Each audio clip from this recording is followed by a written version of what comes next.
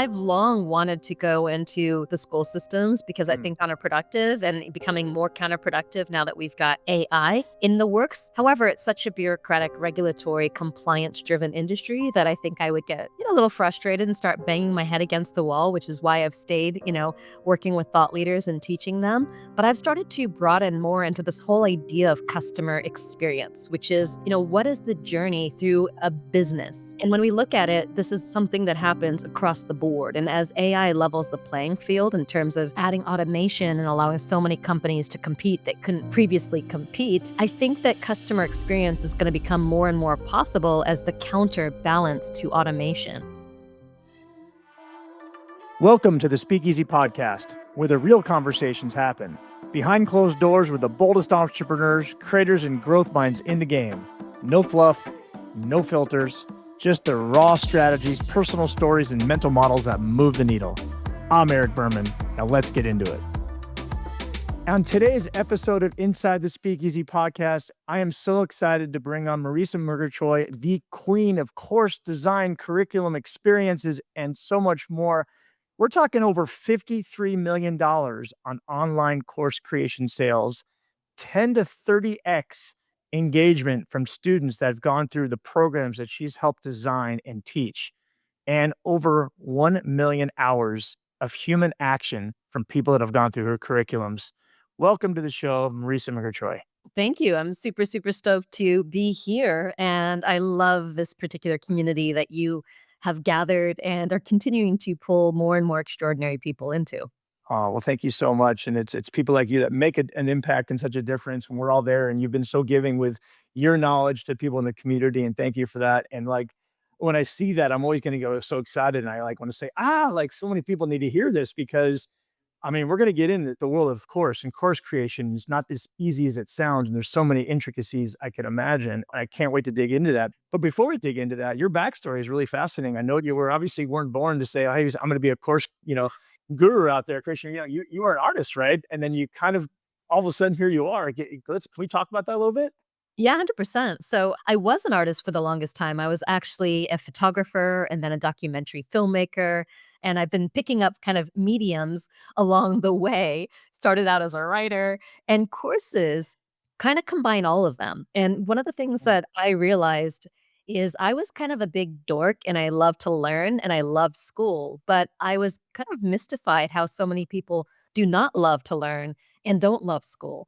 And this whole other world of online courses, which lets people learn anything from anyone, anywhere in the world, that goes beyond the limited, curriculum that's available inside of traditional education and allows you to go so deep into niche topics or topics that just the traditional system has not caught up with. The cutting edge of what's happening in business or in marketing or in medicine or whatever else it happens to be. But I realize the reason that people, do not love to learn isn't because we're not naturally curious as humans. It's not because we don't want to grow and evolve and become better. It's because the way education has been designed, both in the school system, but also in online courses, is based on like the industrial revolution of getting people to memorize stuff, sit in desks, be talked at, just learn information. And Yep. really what we wanna do is we wanna grow and improve our lives and, complete projects and develop skills and enhance our performance in particular areas, and do it in a way where we've got autonomy over the way that we're learning. We feel like we're winning, we're set up for success. We kinda get into the flow of the learning experience, and we're rewarded along the way, and we kinda dance with it, and it responds and interacts to us. And when that happens, then you can close the gap between what people want to do and what they feel like they have to do. So learning becomes fun, it becomes engaging, and before you know it, you turn regular humans into achievement machines. God, I love what you're saying. I mean, it really, I've been thinking this for a while and I see, with the future, especially AI. And again, I want to get into that too. I mean, I just feel like this education industry is so due for a mega change and the way things are going. And I love that you are at the forefront talking about this. I mean, you nailed it. You're right. It's just, you take any system that's been around for so many years and they're just teaching the same old way, not studying the habits of what really matters and what makes a difference. And it sounds like you've done that. I mean, how did you even get, I mean, you loved education. Where did you grow up? Yeah, well, I grew up in Virginia, which actually had one of the best school systems in Northern Virginia. Then I moved to New Orleans, which had one of the worst school systems, but I was able to go to these sort of specialized, schools that you had to test into and then cross-enrolled in art school and had a really alternative education. But I think it was less that than when I started to create my own courses as kind of a service provider. I was doing web design and branding, and then people were asking me, "How do you do it?" And I started teaching courses, and then nobody would go through the courses. And I was like, "What is going on here?" And I remember going up to a colleague and said, "Are people buying your programs and not consuming them?" And she looked at me and she said something. She says, "Well, Marisa, maybe some people aren't meant to succeed." And that felt like a punch Ooh. in the gut because I was like, "What? What do you mean people aren't meant to succeed? Don't we have a responsibility here to do our best to help people get results if they're paying us, to for this knowledge and information?" And the kind of prevailing attitude at the time is that we're not responsible for what people do with the information. We're just giving the information. And then now they've got the information. They should know better and then do better. But we weren't paying attention to human psychology and what makes us tick, what makes us actually respond and grow and overcome hardship and change our lives. And taking that more psychological perspective and, you know, becoming not just someone who has subject matter expertise, but someone who's designing an experience that creates results. And I think so many people get into courses because they feel like they've got knowledge, they've got wisdom, they've got expertise. But having that and being able to not just teach that, but actually empower people to use that information to change their lives in concrete and specific ways, those are different things. And so learning the art of how do you create transformation in people, and that goes beyond just sharing knowledge and expertise, is a whole 'nother kind of discipline. And I think for the longest time, that this world of thought leadership and course creation was simply about sharing what you know. Yeah. And you hear that reframe all the time, but it wasn't focused on, no, delivering transformation for people. Yeah, I mean, it just rings true. As you know, I've been kind of business partners with Brian Tracy for 20 some odd years. And it's just like, we all talk about like there's so much content out there and in the world and all the people in our circles, people will buy the courses. And it's just like, well, a common fact, how many people really consume the courses? Such a small percentage. And it's just more stuff that sits in the book. And as Brian Tracy says, people will go to someday I'll, someday I'll read that, someday I'll take that and consume it. And I think because of what you're teaching, and I love that sort of became this fire in you that said, "Well, wait a second, we're like, it is our responsibility." It feels like you said, not just to deliver it, but to get them to consume. Otherwise, we're not completing the task at the end of the day, is what I hear you saying, right? So they just because they got the book or course, they didn't do anything with it. So what's the point? And it's not just about that. I mean, you can look at it from a business standpoint too. When people don't complete, they'll tend to refund. That's why the industry average is Mm, 10 to 20% refund rate, sometimes up to 30% refund rate. And also, they're not going to continue to buy. They're not going to refer. They're not going to give you referrals. So I know that my average lifetime customer value is well over $5,000 per wow. person.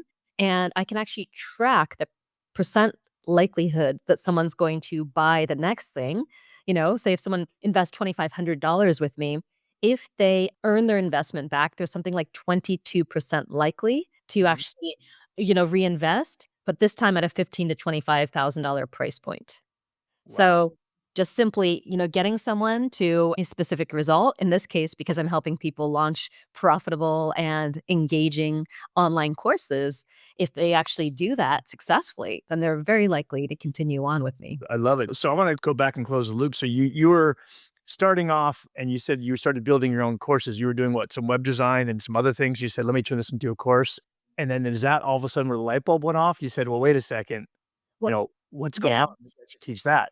Pretty well, that was the light bulb of, "Houston, we've got a problem," but there were other light bulbs afterwards in terms of what the solution Yeah, was. of course. So I remember the solution light bulb was when my husband Murray and I were in Rome, and it was the last day of a 6-week trip, and we were walking back in, like, the ancient neighborhood of Trastevere, and I remember we just heard this, like, scuffling, off in the alleyway, and we look over, thinking we're gonna be jumped, and this, like, young couple are hovered over their phones giggling, and Murray says, "Pokemon?" And they start laughing, and they just run off down the alley in search of more Pokemon, and I was like, "What in the world is Pokemon?" Right?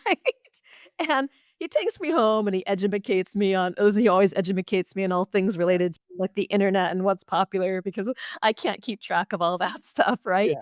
And he shows me these videos of people stampeding through Central Park in New York and Santa Monica and Taipei and cities around the world in chase of these little virtual creatures. And it was these like hordes of hundreds of people who weren't even taking the time to park their cars, just jumping out, running through the streets. And I was like, what in the world is happening? Because they were so excited in pursuit of these little virtual creatures.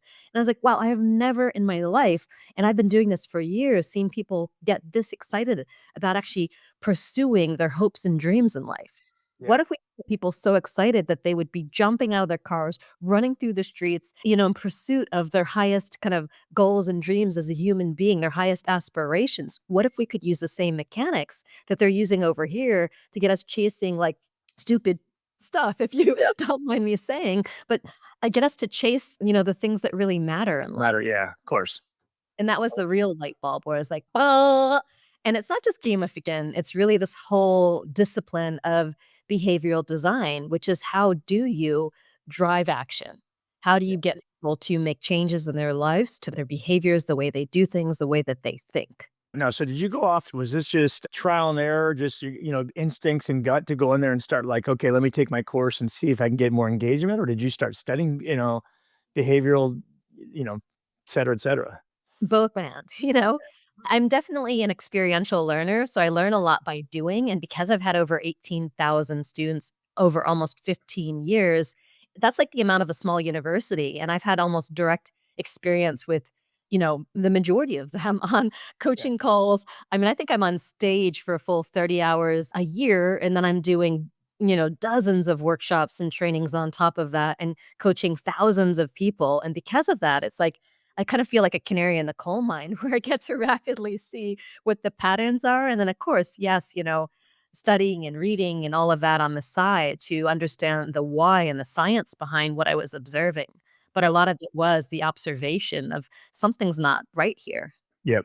Yep. All right. And so let's just get into it because if I'm, I know our listeners now are probably excited to say, well, what is this magic stuff? I mean, you have something for starters. I know you've got something called the experience formula. Is that, can we talk a little bit about that? Or is that the main, your main this? 100%. So basically, after all of my like tests and experiences, I developed this. And Okay. this is 10 experiences that when you put them onto any kind of online course or program, even a one-on-one service or anything where you want to get people to take action in service of a particular result or outcome, when you stack all 10 of these core experiences, that's when you start to get the 10 to 30x student engagement and success. And you also wanna avoid what I call the anti-experience formula, which is Okay. what most people do, and so each of the experiences have an anti-experience, so this is kind of the core of it, and I'll just explain, like, the first experience number 1 in 10 because that's the bookend or what I call an experience product. It's simply a product program or course or service or some kind of offer where you stack these 10 core experiences to make it experiential and drive the transformation. So the first core experience is mission. And it's the opposite of too many masters. So many programs are just information dumps. They're trying to do too many things. People don't have a clear picture in their minds of what mission accomplished looks like. And Hmm. that's core experience number 10. So you want to create a mission for your course or program that's so clear and specific that you could film someone crossing the finish line. All Hmm. right. And this is important. And even in the personal development world, and I'm actually going to try to look up an example because this is one of my favorite examples that I helped someone who was actually a shaman and he was trying to teach, like, sell this program on delivering these shamanic transmissions. Okay. Right? And he was kinda like, "Yeah, come buy these shamanic transmissions." And I remember asking him, he and his wife were inherited, like, a modality from Peruvian shamans, and they were the ones who were carrying this methodology forward, and he was saying, "Marisa, it takes 18 years to as an apprentice to master these shamanic techniques." I was like, "That's kind of a little bit of a hard sell right now to get someone to buy an 18-year One program." big challenge, Marissa, there he goes. I remember telling him that, and I was like, "Well, so we're talking about, like, a 6-week engagement here, what can you promise in 6 weeks?" He's like, "Well, I can't promise instant enlightenment. I'm not gonna kinda tell people you're gonna snap your fingers and all of a sudden ascend or something like that." Well, I'm like, "It's not about that." And I said, "Is it possible for someone to get some of these, experiences, to have these experiences even for a fraction of a second, because he was talking about things like universal love and knowing. And I said, couldn't they experience this for a fraction of a second? And he says, well, yeah, they're certainly not going to master, they're not going to integrate this into their life, but they can touch it for a moment. And so here's the mission that I helped him craft on a group coaching call. And I give people the template, your mission, should you choose to accept it, is blank, because that puts you in the frame of not what you want to teach or deliver, but what someone's saying yes to.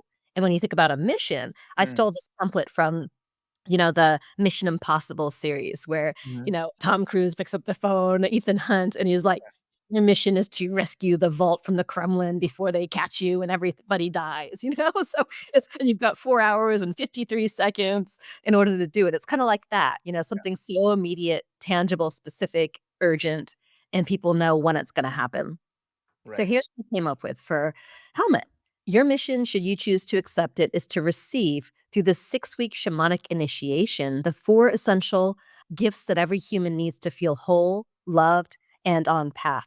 The gift of knowing your truth, the gift of connecting to your life energy, the gift of a quiet mind, and the gift of opening to the infinite. So Mm, now people could imagine receiving 4 gifts. So even though the gifts were shamanic initiations, they could imagine receiving it because this is essentially the gift of the north, south, east, and west. mm. And now this frame, even if it's like a energetic gift, people could imagine and visualize the transformation. And what happened is he emailed a bunch of people about this and got a 120% conversion rate and made $11,000 just like that because everybody he sent this new mission to said yes, and a couple of them referred friends, which is how he Wow. got Kind of 120%. that's a new one, 120% conversion. I like that you do that. That's great. Just by really making this sort of metaphysical, intangible, spiritual thing clear, specific, grounded, and filmable. Well, I think there's also just the word and feeling of a mission. There's the psychological game in there, if you will, just by your sort of tactic number one, I assume, right? Because that's envisioning that as somebody receiving that message. Ooh, I get to go on this mission of something I'm passionate about. 100%.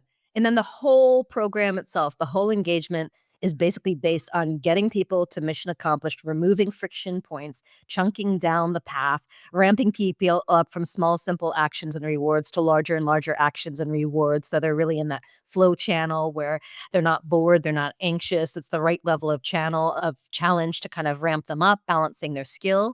And then rewarding them along the way, hitting certain milestones, like I said, removing the friction points or at least normalizing them, giving people feedback loops so they feel like, their experiences being witnessed and Mhm, validated, mhm. putting them into community situations where they get that too. So basically, all it is getting people from saying yes to the mission across the finish line, the mission accomplished, while removing all obstacles and kind of greasing the whole thing to make it as easy. And then for people to be like, woo, dopamine hit, yay, yay, yay. I'm winning, I'm growing, I'm being stretched, but comfortably.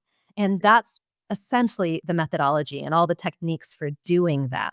Yeah, I mean, would you I mean, it sounds like just I can imagine gamification's a big part of your doing, the journey, the psychology of everything. Fun. I mean, I feel like there's a little element of fun there, right? Versus and you talked about this earlier, education back in the day, the way we've been trained, boring, you go there, somebody spews a bunch of info at us, and it's just like, that's the way it's always been. And you're saying, no, no, no, no, it could be fun. It could be you're taking action, you're taking steps. Is that a big part of this as we're talking? For sure. I mean, I think that I would put the word rewarding over the word fun just because some people industries like law or accounting or compliance or, health, mental and physical health are not in fun topics. Right. What really matters is that I am wearing the shirt that says play here, but what really matters is that people feel like they're making progress and they're feeling rewarded for the progress that they're making. So even if it's something serious or heavy or life threatening, they feel that progress and that, keeps them wanting to move forward because when people feel like they're winning, then they're gonna wanna keep winning. They're gonna keep that flow of dopamine going.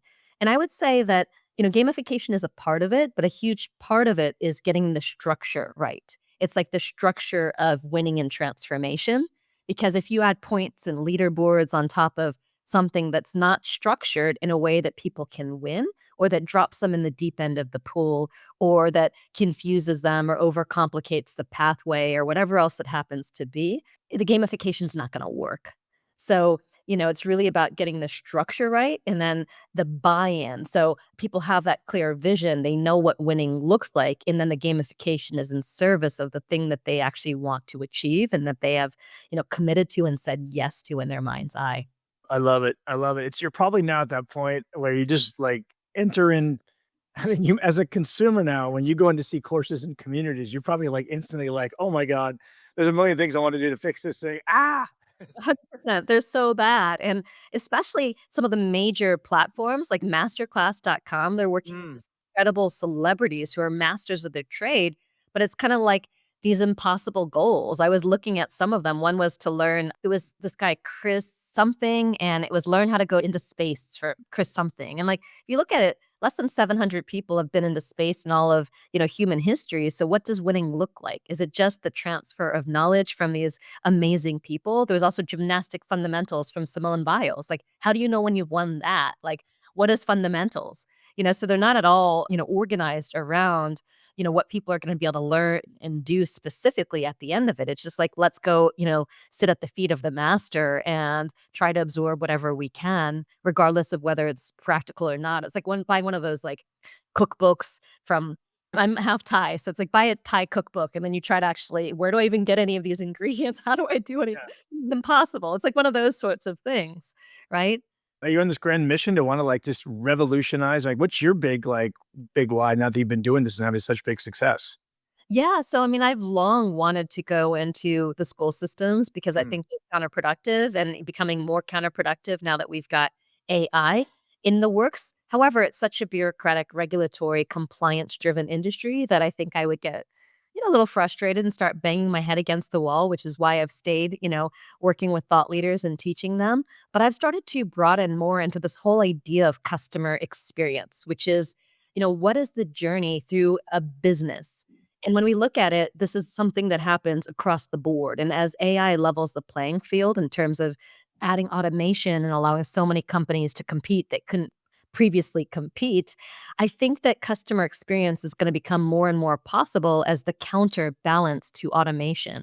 And so I think in the past, people would invest heavily in acquisition, but they wouldn't invest as much in delivery as they would in acquisition. But now, if the cost of acquisition becomes more expensive, which it has been across the board, then retention and delivery and lifetime customer value is going to become more important. And if someone can replicate your business model in a day, using AI, then what's going to drive any loyalty or make someone choose you over everybody else? It's actually two things. It is the ability to get people results with as little friction as mm, possible consistently. And the yep. second is the experience they have getting those results, right? Yeah, so then I mean, they're not gonna wanna switch, they're gonna stay loyal, they're gonna wanna tell their friends in a world of I mean, I keep hearing trust is the big word of AI, and so the world where they had that good experience they trust, they're gonna stick with it. 100%. So this I've been going more into the broader field of CX, customer Yeah. experience, and that includes, a lot of that does include some form of education because a lot of times there's education in learning how to use the product. If it starts in the onboarding process, it goes through, the phases of user experience start in marketing, the discovery phase, and then onboarding after they sign up or they buy, and then, Yukai Chow, who's a behavioral designer that I learned from, calls the next stage scaffolding, which is learning the tools and the rules. And that can last 1 or 2 years. And then there's endgame, which is how do you Mhm. keep veterans engaged for long periods of time? So, how do you create these journeys that can last years, that keep people loyal and keep things interesting, where you are, changing the game for them versus just assuming since they've been loyal to you for a year or two, they're going to continue to be loyal to you, for an ongoing basis. This is interesting, so, I mean, that's obviously they're parallel from course to customer experience. Are you finding yourself kind of saying evolving more, like you said, to the CX? You think where you wanna do a lot more of? Are you getting more excited? Does that give you more energy, or love both? Where are you at? You know, I certainly have a heart for education, Mhm. and there's so many obstacles and barriers to entry to reform that world. The Yeah. business world is more adaptable and more open and a lot more fast-paced. So, Mhm. for me, Speed to implementation, the ability to make a tangible impact and see that impact quickly Right. are drivers. Certainly, if I have opportunities to work in the field of education, I would 100% will take those. And in the meantime, business is a world that I know super well. It's the world that I've been in for the last 15 years. I've got a lot of connections in this world, Yep. and it's something where there's such measurable and immediate ROI for the work that I do that if we can improve a customer journey, if we can even change 5% of people from, dropping, then all of a sudden, a company could be making tens of thousands, hundreds of thousands, millions more dollars. And so this is really fun for me too. And I know that companies do change the world and make a massive impact in people's lives too. So for me, I'm there to serve organizations that are making a difference in millions of people's lives. And so whether that's in the schools system or whether it's in the private sector, what I care more about is companies that are, doing good work and positively contributing to people in some way, shape, or form. I love it. Well, I really hope there is an opportunity for you to get in the long educational sort of behemoth to help because we're going to need people like you and others as especially with AI and fundamentally agree with that. And I think another thing you said I want to reiterate and I've heard talk through that as well is it does seem like so many of us focus on that customer acquisition. Cost to acquire, what's it going to take? Let's get that customer in. And then so little is paid. And you probably have more data on that than I do as far as statistically, the amount of time people focus on the getting that customer versus keeping, retaining, giving a good experience, educate. I mean, and it's so brilliant when you say it. It's just so obvious. You just want to I want to immediately get off this call and do some things to say, oh my God, it's like we're missing some big opportunities here. No, I don't have specific numbers on that, but it's the whole kind of prevention versus urgent diagnosis battle that's always raged in health, where, people are going to focus on their immediate needs over Yep. the long term, health of their body or their organization. So, acquisition, if you're not earning enough, it's the first place people are going to go because it's obvious get a new customer, boom.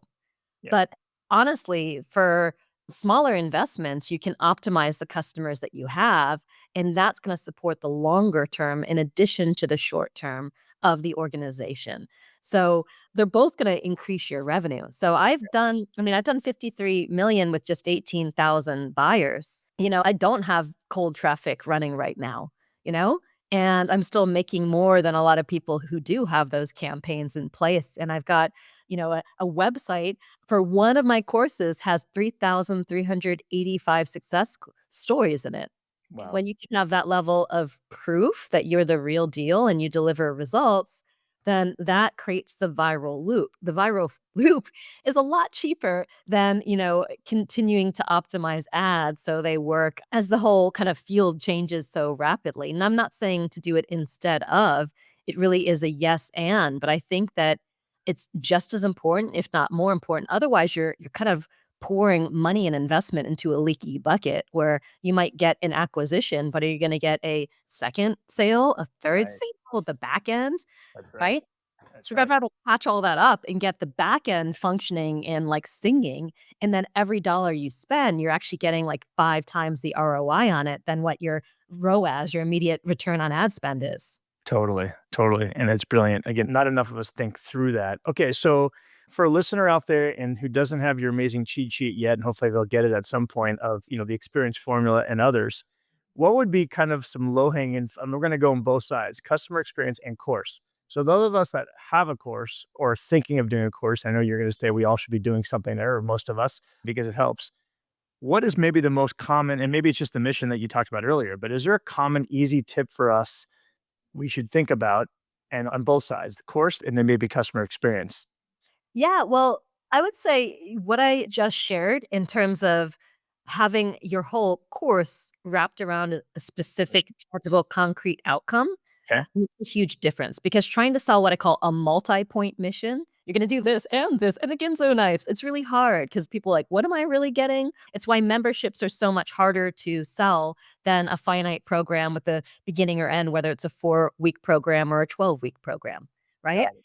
Because it's like this ongoing thing where it's just like, "Oh my god," and I keep Us entrepreneurs guilty of trying to throw too many things and ideas. Come on. yeah. Never happened. Yeah. I got it. So, a lot of people there's a lot of times whatever you deliver, it's gonna deliver more than the thing that you choose to focus on in the mission. Yeah. But if you can, provide that focus, it's not just gonna sell better, but you're gonna get more people across the finish line. It's gonna perform better as well. And that becomes the rallying call for the program that people have memorized by the end, and they're kind of gunning for that really hard. Most people try to deliver everything they know. It's like all of their expertise inside of a single program, and it creates these behemoth programs that go beyond what people need. And right now, everybody wants the shortcut. Everyone wants ease. Everyone wants simplification. And this is also what allows you to differentiate from AI because AI is going to give the indiscriminate, content, knowledge, information dump, right? Mm. But if what we're talking about is a curated, proven pathway to consistent results on demand, optimized for ease, optimized for simplicity, optimized for user experience and engagement.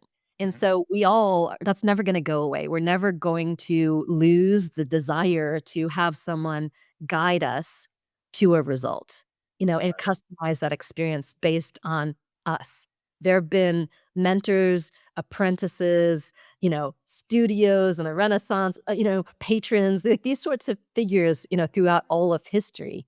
And that's something that, yes, you can teach, AI a lot of different things.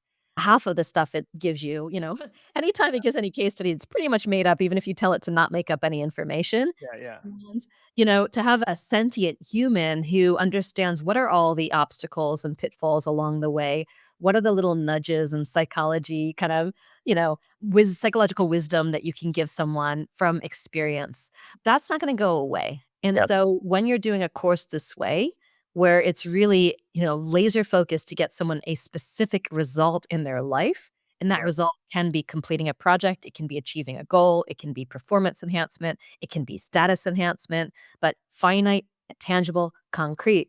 People will continue to pay for the fastest, easiest, most enjoyable path to that particular outcome. The whole knowledge dump courses, you go on your own, you self study, those are gonna go away because those Mm. ones are being replaced by AI, but the experience products that I've been talking about for the last decade, actually going into our 10th annual launch of the Experience Product Masterclass, that won't go away because this is really about, guiding someone to an outcome.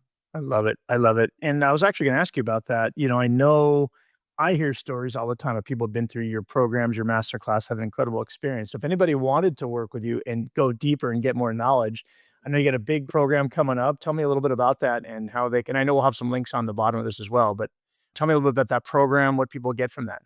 Yeah, so I created a 12-week program where your mission, should you choose to accept it, is to design, launch, and profit from an experience product using the 10 core experiences of the experience formula in 12 weeks or less. So, Mm. really guiding you all the way through to choosing the idea, wrapping an offer around it, creating the minimum viable product version, launching it with the simplest possible marketing, getting validation it works, and then scaling the marketing from there. And we do have different tracks because I know Speakeasy is more of an advanced business owner community. And we've got a lot of people who've sent their teams through it. I mean, Mary Morrissey sent her curriculum design team through, and they launched a new program called I think, 11 or 7 or Spiritual Secrets of Multiplying Your Money that outperformed any program they had ever launched in terms of sales and customer results from sending their staff through this course. And after that, she ended up bringing me in to kind of rework their Dream Builder program, which is a signature program they built the company around for years because that other course had performed so well. So even if you are kind of more advanced and you either want to go through it, you optimize and up level something that you already have that's not performing to the level you like to, or send a team member through, you can also do that as well. I love it. I love it. That's great. And like I said, I've heard nothing but positive. Everybody just raves about it. So hopefully, if you're listening, take action. This seems of interest to you. Come check it out. Come to Marisa and take one of her courses. Let us know how it was. Well, Marisa, thank you so much for your time today. Anything else that I didn't ask you that we should have covered today? Well, one of the things that, I always like to end on is my favorite quote of all time from Zig Ziglar, which is, "You can have anything you want in life if you'll help enough other people get what they want." And I really think that's what Mm, it is beautiful. CX and course creation is about is how do we optimize to deliver to people what they want, what they're paying for, and to do it in a way that is enjoyable, is rewarding. And if you can do that, you don't really have to worry as much about the balance sheet because your business will at least maintain, if not grow. I love it. Beautiful, well said. And I have a vision and goal that I'd love to see for, I'd say a selfish goal is that, to see you somewhere in the government department of education fixing things up so that when my 2 and 4-year-old kids eventually make their way through school, they'll have been touching one of the things and new systems that you've built out for the world out there. And that would be cool because I think we need it. I love that. My master's is in communication art and design. I have not gotten a PhD. So unfortunately, they reserve those roles for people who have letters after their names versus people who have decades of experience in the field actually doing this with people. So Wow. even though I have an Ivy League education and a degree from the top art school in the world, those kinds of roles usually don't go to people like me because we're the kind of upstart troublemakers. Yeah. We'll see if we can use our collective network and experiences to break through and maybe we'll get somebody to get creative on that side, but that would be fun for us all. Well, thank you so much for taking the time out today. Again, I know how crazy your schedule is and appreciate you and look forward to consuming more of your amazing stuff. Awesome. Thank you so much, Eric. And that's a wrap from the Speakeasy podcast. If something sparked for you, don't keep it to yourself. Share it, review it, and pass it to the one person who needs to hear this right now. Want in on the real mastermind? Tap the link in the show notes to apply. Until next time, keep scaling, stay sharp, and don't be the smartest one in the room.